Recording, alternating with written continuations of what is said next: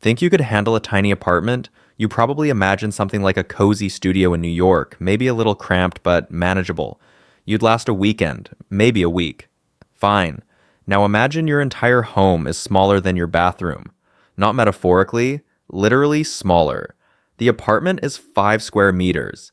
That's about the size of a walk-in closet in an American house. And 1.4 million people in Tokyo live in something close to that every single day. Not temporarily, not as a challenge, as their normal life. Their bedroom is their office. Their kitchen is 40 centimeters wide. And the rules that govern every hour of their day would have you packing your bags before sunset. This is what it actually takes to survive a Tokyo micro apartment. And by the end of this, you'll realize it's not just a housing story. It's a masterclass in discipline, engineering, and a completely different relationship with the concept of space itself. Let's start with context, because you need to understand just how extreme Tokyo's housing situation actually is before any of this makes sense. Tokyo is the most populated metropolitan area on Earth, 37 million people, one city, and the land it sits on is essentially fixed. You can't build outward when every direction is already packed. So, what happens? You build smaller, much, much smaller. The average Tokyo apartment, according to Japan's House and Land Survey, is 65.9 square meters. That already sounds modest by Western standards, but here's the part they don't advertise. Of those 65.9 square meters, only about 41 square meters is actual living space. The rest is counted in the listing but swallowed up by entryways, balconies, shared walls, and hallways. You're essentially paying for square footage you can't even sit in. And then there are the micro apartments. Over 1.4 million households in Tokyo live in spaces under 19.7 square meters. That's 212 square feet, roughly the size of a medium-sized hotel room. Except it's not a hotel room with a lobby and a breakfast buffet waiting downstairs. It's your entire world. The most extreme example, a company called Spilitis built a series of apartments called kukuri, which means cocoon in Greek. And if you've seen them, the name is painfully accurate. The floor space, 4.64 square meters. That's 50 square feet. The floor of a standard parking spot is bigger. And every single one of Spilitis' 1,200 kukuri units across Tokyo is rented. Not half of them. All of them. There's a waiting list. The people renting them aren't desperate. About 60% are office workers. Another 30% are students. Roughly 40% are women. They're choosing this because a kukuri apartment close to Shinjuku or Shibuya costs around 50,000 to 80,000 yen a month. That's the difference between living in the heart of the city and spending 2 hours on a train every morning. When your commute becomes your rent, suddenly a cocoon starts looking pretty good. But knowing those numbers is not the same as surviving that space, because living in 5 square meters is not just about being small. It's about an entirely different set of rules. Rules most people have never heard of and would never imagine. Starting with the first thing you see when you walk in. The moment you step inside a Japanese apartment, any Japanese apartment, not just a micro one, you hit the genkan. This is the small entryway, usually just a half step lower than the rest of the floor, where you remove your shoes before entering the home. In Japan, this isn't a preference. It's a boundary. Crossing it with shoes on is the rough equivalent of walking across someone's dining table. You simply don't do it. In a Western home, this rule is merely inconvenient. In a 5 square meter apartment, the genkan becomes a precision engineering challenge. Every centimeter of that entryway is load-bearing real estate. Most micro apartments come with a tiny shoe cabinet built into the genkan wall, usually holding 4 to 6 pairs maximum. That's your entire footwear collection, not your everyday shoes, all of your shoes. If you arrive from abroad with 3 suitcases and a shoe rack, you have a problem. Experienced Tokyo micro-dwellers attack this the moment they move in. Shoes that aren't used in the current season get vacuum compressed into flat storage bags and stacked inside the loft. Hooks get installed on the inside of the genkan cabinet door for smaller items. Foldable shoe racks that mount vertically on the wall double the storage without touching the floor. The genkan, An area most people treat as a boring transition zone becomes a fully engineered system. A foreigner walking in for the first time usually just sees a small doorway. A Tokyo resident sees a storage grid that took 3 weeks to optimize, and you haven't even made it to the main room yet. Here's the core survival principle of Tokyo micro-living. The one insight that separates people who thrive in small spaces from people who lose their minds in them. You are not living in a floor plan.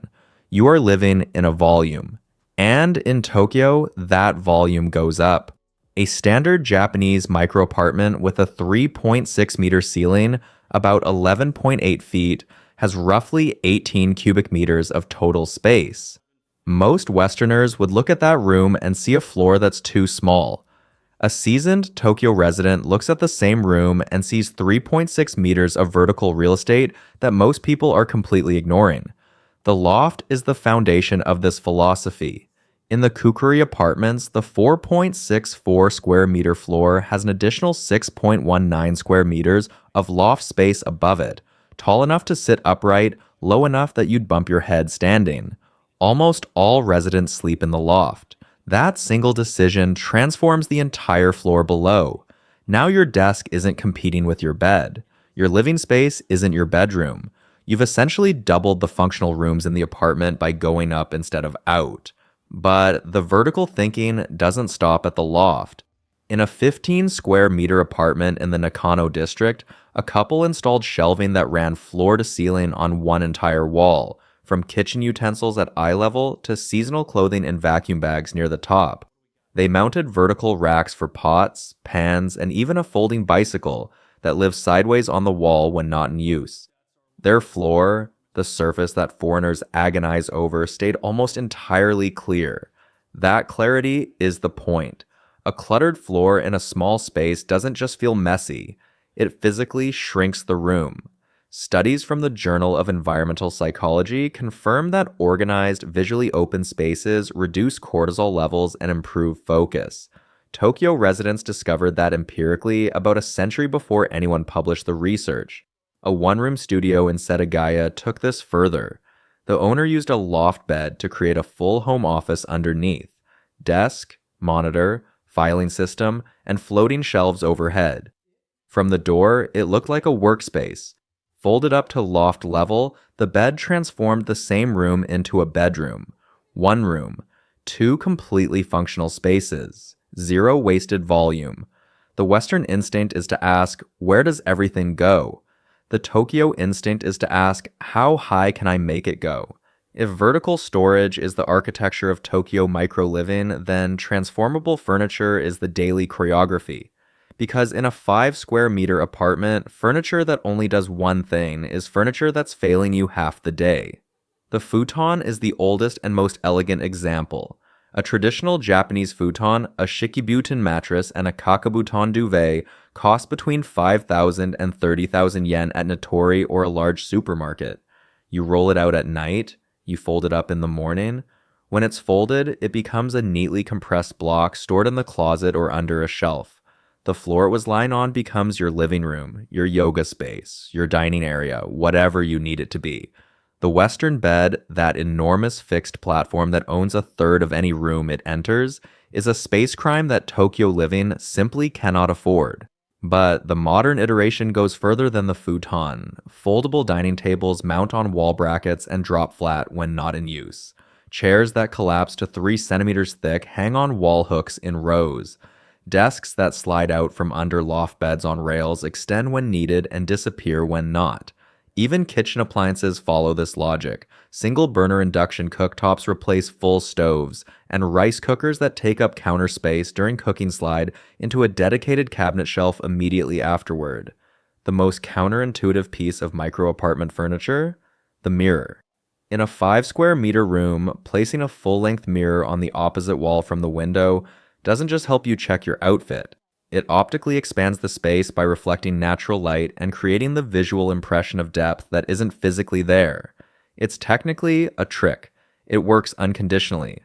Tokyo interior designers call it creating borrowed space. You're not adding square meters. You're convincing your brain that there are more. And here's something most people outside Japan never realize. The 100 yen shop, Japan's equivalent of a dollar store, is the secret weapon of micro living. Transparent stackable storage boxes, adhesive hooks rated to 5 kilograms, drawer organizers, wall mounted magnetic strips for tools, cabinet door racks for spices, all under $1 per item. Most Tokyo residents spend more time in the storage aisle of a 100 yen shop than in any furniture store. Because the real furniture of a micro apartment isn't the sofa you don't have room for. It's the 47 small systems you've built to make sure everything has a place and nothing is ever just sitting on the floor. Now, here's where living in a Tokyo micro apartment stops being a clever design challenge and starts being a social contract with consequences. Japanese apartment buildings, especially the cheaper wooden frame ones common among micro apartments, are sonically transparent. The walls don't muffle sound, they transmit it. Footsteps from the floor above don't sound like footsteps. They sound like someone dragging furniture directly above your head. A vacuum cleaner running at 11 p.m. in apartment 302.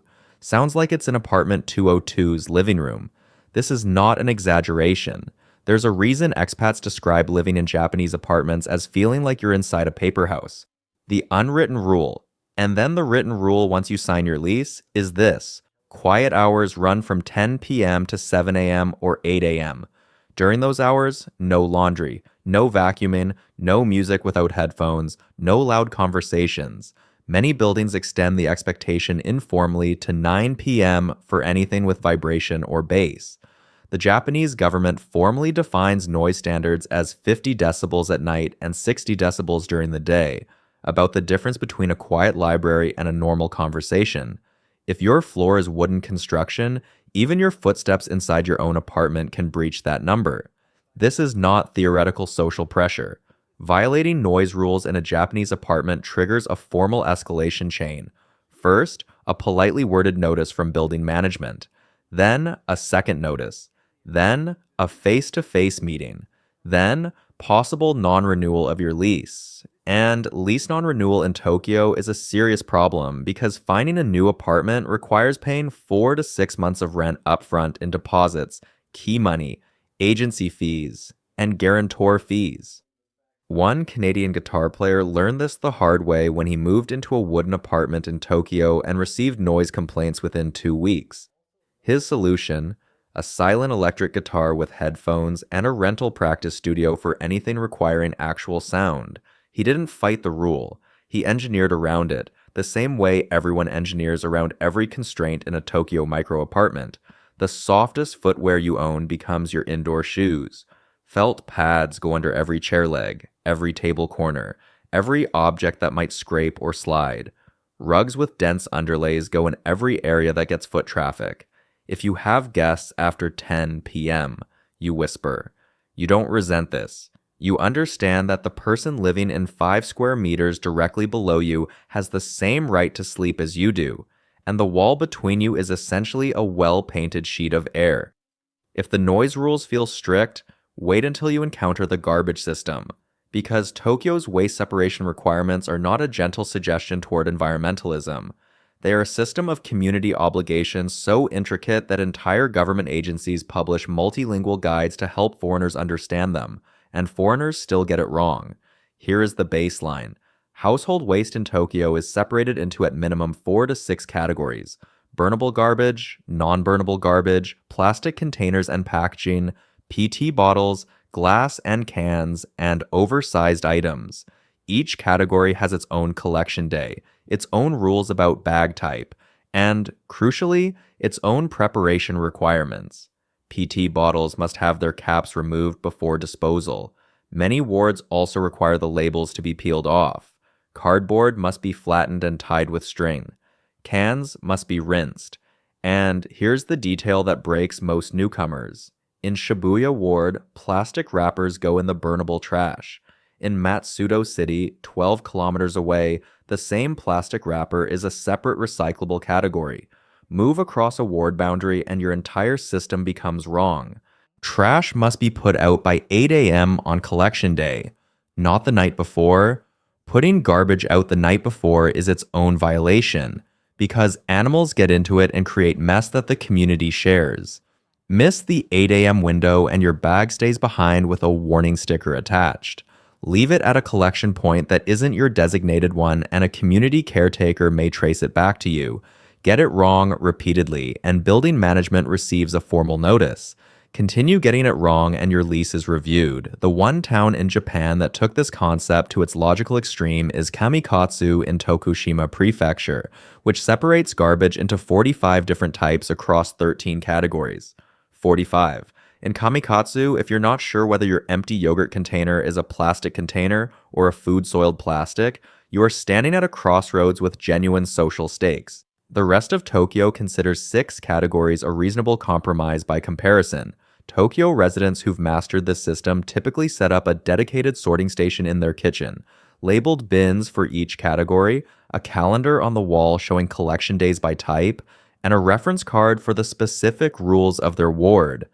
In a 5 square meter apartment, that sorting station is usually a vertical tower of slim bins fitted into a corner. It takes up less than 30 centimeters of floor space. It runs like a small logistics operation.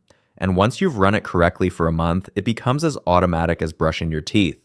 But make no mistake, the first 2 weeks are humbling. A country that can fill a parking spot with a livable apartment, that engineered noise courtesy into a formal social contract, and that separates its garbage into categories most countries don't even recognize. That country has a different relationship with shared space and collective responsibility than most of the world. And the trash system is where that philosophy becomes most visible. You're not just sorting garbage, you're participating in the assumption that everyone around you will do the same, and that the community works precisely because of that mutual discipline. Here's the thing nobody tells you about micro-living. The difficulty isn't physical. It's not the cramped floor or the ladder to the loft or the single-burner stove. Those are logistics. You solve logistics. The actual challenge is psychological. Most people in the Western world have never been forced to make a hard decision about every single object they own. In a 5 square meter apartment, there is no junk drawer. There is no "I'll deal with it later" pile. There is no overflow closet where things go to be forgotten. Every object you own has to earn its place, every single day. The question isn't, where do I put this? The question is, does this deserve to exist in my space? And when your space is 5 square meters, the answer is almost always no. This is the practice the Japanese call motainai, a word that roughly translates as "what a waste," and captures a cultural grief for the unnecessary. In a micro apartment, motainai isn't a philosophy you choose. It's a condition imposed by geometry. You cannot be careless with your possessions when your possessions are all you can see. The result, for people who adapt rather than fight it, is something unexpected. Research on organized spaces consistently shows that clutter correlates with elevated stress hormones and reduced cognitive performance. Living in a well-organized micro-apartment, by necessity, means living in a consistently low-clutter environment. Tokyo residents who've lived in micro-apartments for a year or more regularly describe the experience as clarifying. Not comfortable, not spacious, not convenient. Clarifying. You know where everything is because everything has exactly one place. You make decisions faster because you own fewer things. You spend less money because you have nowhere to put what you'd buy. Over 11% of Tokyo residents in their 20s now voluntarily choose ultra-small apartments under 10 square meters, prioritizing location and savings over size. Not because they have no choice, but because they've done the math and the math works. So, would you last 24 hours? Maybe. Probably. The physical discomfort is survivable. The futon isn't that bad. The single burner is enough for rice and eggs. The loft is surprisingly cozy. What would break most people isn't the space. It's the rules. The 8 a.m. trash deadline, the 10 p.m. silence, the 6-category recycling system where one wrong item gets your bag rejected and your neighbor's quietly furious. Because Tokyo microliving isn't about tolerating small spaces. It's about entering a system designed around collective discipline and mutual respect, and functioning precisely within it. The apartment is 5 square meters. The social contract is the rest of the city pressing in from every direction. And it turns out that when you strip away the extra rooms, the extra stuff, and the ambient permission to be careless with your neighbors, what's left is a surprisingly intentional way to live. 1.4 million people in Tokyo are doing it right now, not because they have to, because they've run the numbers, and the numbers make sense.